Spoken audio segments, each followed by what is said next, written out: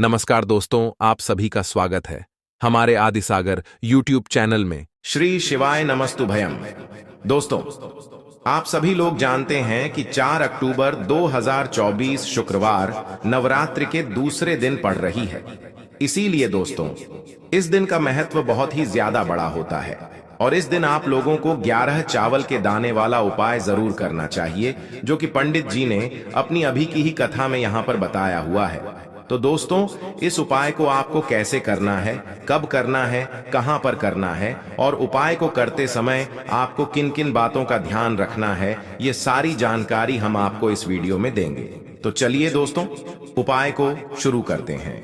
देखिए, यह दिन इतना खास होता है, इतना महत्वपूर्ण होता है। देखा गया है कभी कभी बड़े बड़े पूजा पाठ अनुष्ठान से जो मनोकामना पूर्ण नहीं होती है, वह शुक्रवार के दिन एक छोटे से उपाय करने से ही आपकी मनोकामना पूर्ण हो जाती है। और बहुत सारे लोगों ने इस उपाय को किया भी है और उनको इस उपाय को करने का फल भी जरूर मिला है। अगर आप लोग भी इस उपाय को शुक्रवार नवरात्रि दूसरे दिन करना चाहते हैं, तो आप इस उपाय को पहले अच्छे से समझ लेना, सुन लेना, उसके बाद करना। आपको इस उपाय का फल जरूर मिलेगा। इसीलिए आप लोग इस वाले उपाय को एक बार जरूर कर लेना, ताकि आप लोगों के हाथ से यह मौका ना जा सके और आपको इस उपाय को करने का फल मिल सके।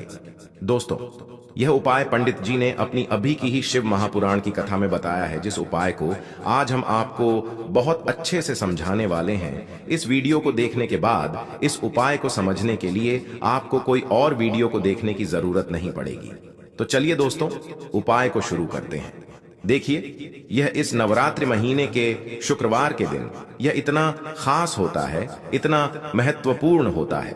देखा गया है कभी कभी बड़े बड़े पूजा पाठ अनुष्ठान से जो मनोकामना पूर्ण नहीं होते, वह नवरात्रि महीने के दिन एक छोटे से उपाय करने से ही आपकी मनोकामना पूर्ण हो जाती है। और बहुत सारे लोगों ने इस उपाय को किया भी है और उनको इस उपाय को करने का फल भी जरूर मिला है। अगर आप लोग भी इस उपाय को करना चाहते हैं, तो आप इस उपाय को पहले अच्छे से समझ लेना, सुन लेना, उसके बाद करना। आपको इस उपाय का फल जरूर मिलेगा। और इस उपाय को कर लेने से आपके घर में चाहे किसी भी प्रकार की दुख और समस्या क्यों न चल रही हो, आपको उसका कारण भी नहीं पता है कि भाई यह समस्या किस कारण से चल रही है। उसका कुछ भी कारण हो सकता है, जैसे पितृदोष हो सकता है या किसी भी तरह का मंगल दोष भी हो सकता है। तो इस दिन आप लोगों को 11 चावल के दाने वाला उपाय कर लेना है। यह एक ऐसा उपाय है जिस उपाय को अगर किसी विशेष दिन पर किया जाए, तो भाई उस विशेष दिन का जो है वह तो हमें मिलता ही मिलता है। पर हमने उस दिन पर इस 11 चावल के दाने वाला उपाय को किया है, तो हमें उससे भी बड़ा फल मिलता है और फल बहुत जल्दी मिलता है, क्योंकि आप इस उपाय को बहुत ही बड़े और विशेष दिन पर कर रहे हो। तो चलिए अब उपाय के बारे में बात करते हैं, लेकिन उससे पहले आप लोगों को यह जानना आवश्यक है कि आखिर यह उपाय किस समय करना है, किसको करना है और कैसे करना है। तो चलिए हम आगे आपको वीडियो में एक एक करके बता देते हैं। लेकिन उससे पहले अगर आप लोग हमारे चैनल पर नए हैं, तो हमारे चैनल को सब्सक्राइब कर लेना और इस वीडियो को लाइक करके कमेंट बॉक्स में श्री नमस्तुभयम ओम नमः शिवाय जरूर टाइप कर देना। तो दोस्तों, इस 11 चावल के दाने वाला उपाय को हमें इस नवरात्रि महीने के शुक्रवार के दिन कैसे करना है, किसको करना है, किस समय करना है और कहां पर करना है, यह सारे सवालों के जवाब आपको इस वीडियो में मिल जाएंगे। और जो यह वीडियो देखेगा भाई, उसको 11 चावल के दाने वाला उपाय जरूर करना चाहिए, क्योंकि इसकी बहुत ही बड़ा और विशेष महत्व होता है। और जब बात आ जाए 11 चावल के दाने वाला उपाय की, तो यह सोने पर सुहागा वाली बात हो जाती है और यह एक बहुत ही बड़ा उपाय हो जाता है इस नवरात्रि महीने के शुक्रवार का। तो अब दोस्तों, इस 11 चावल के दाने वाला उपाय को आखिर करना किसको है, सबसे पहले हम लोग वह बात जान लेते हैं। तो देखो, घर की जो बड़ी माताएं बहनें होती हैं, उन माताओं बहनों में से कोई भी एक बड़ी माता बहन इस वाले उपाय को कर सकती है। और दोस्तों, अगर आप चाहे तो अपने घर में से सभी सदस्यों को भी इस उपाय को करवा सकते हैं। अगर किसी व्यक्ति की खुद की कोई मनोकामना है, खुद की कोई दुख और परेशानी है जो कि वह अपने लिए ही करना चाहता है, इस वाले उपाय को तो वह खुद अपने लिए भी कर सकता है। बाकी अगर कोई घर में से ऐसा है जो कि अपने पूरे घर परिवार की सुख और शांति के लिए यह वाला उपाय करना चाहता है, तो भाई वह भी कर सकता है, उसमें भी कोई दिक्कत वाली बात नहीं है। कहने का मतलब यह है कि इस उपाय को हर एक सदस्य भी कर सकता है और पूरे घर परिवार के सदस्य के लिए घर की बड़ी माताओं बहनों में से कोई एक माता बहन भी कर सकती है। माताएं बहनें अगर घर में उपस्थित ना हो या वह यह वाला उपाय न कर पा रही हो, तो फिर घर का कोई बड़ा सदस्य भी इस 11 चावल के दाने वाला उपाय को कर सकता है, चाहे फिर वह पुरुष ही क्यों ना हो, उसमें कोई भी दिक्कत वाली बात नहीं है।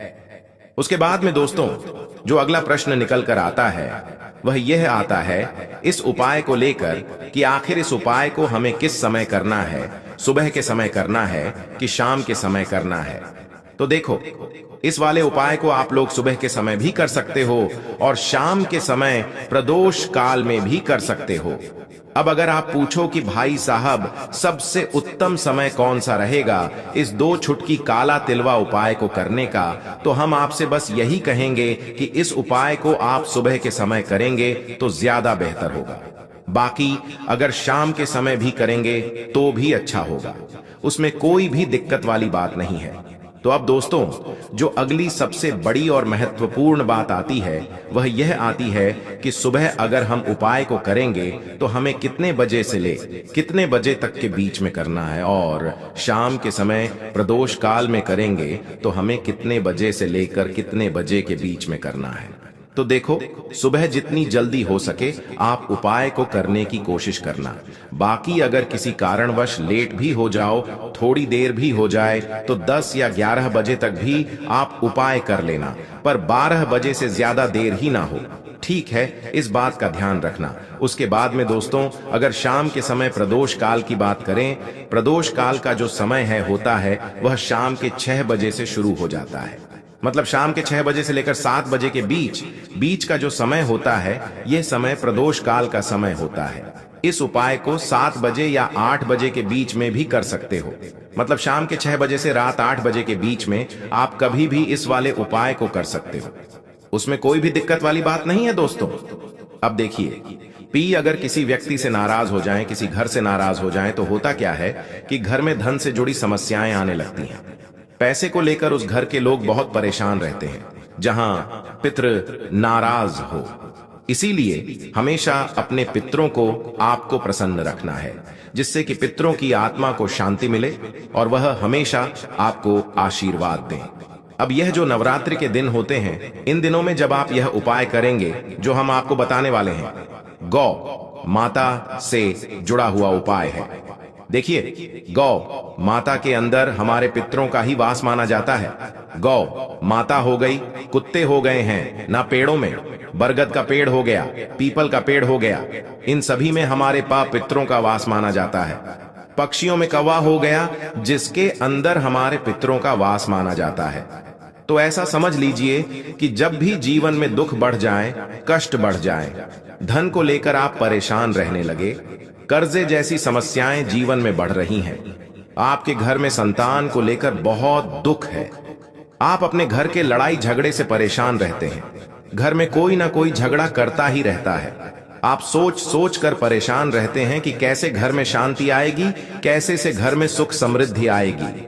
अब यह समझ लीजिए कि अगर घर में लगातार झगड़ा लड़ाई यह चीजें आपको देखने को मिल रही हैं, घर में आपके कोई भी व्यक्ति सुखी नहीं है, कर्जा घर में लोगों के सर पर है, तो पितृ आपके कहीं ना कहीं नाराज हैं।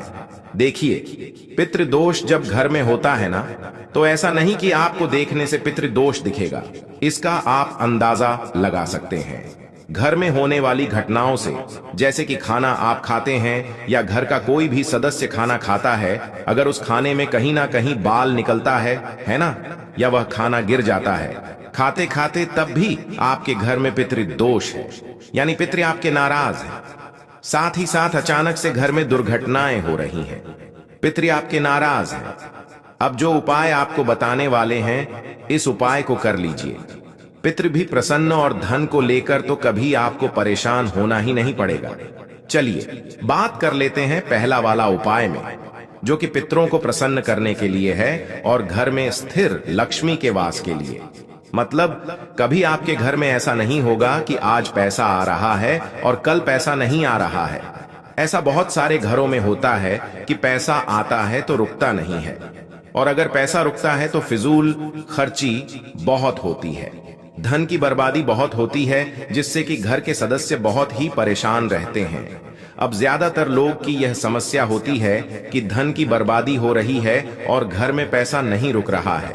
अगर आपके साथ भी ऐसा है तो बिल्कुल से आपको यह उपाय सुनना चाहिए और इसे नवरात्रि में जरूर करना चाहिए। देखिए आपको यहां पर क्या करना है तो चलिए दोस्तों जान लेते हैं गुरुदेव द्वारा बताए गए सबसे पहले और खास उपाय के बारे में। देखिए दोस्तों, गुरुदेव ने बताया है कि शुक्रवार के दिन किया जाने वाला यह सबसे खास और सर्वश्रेष्ठ उपाय है। देखिए दोस्तों, इस उपाय को करने के लिए आपको मात्र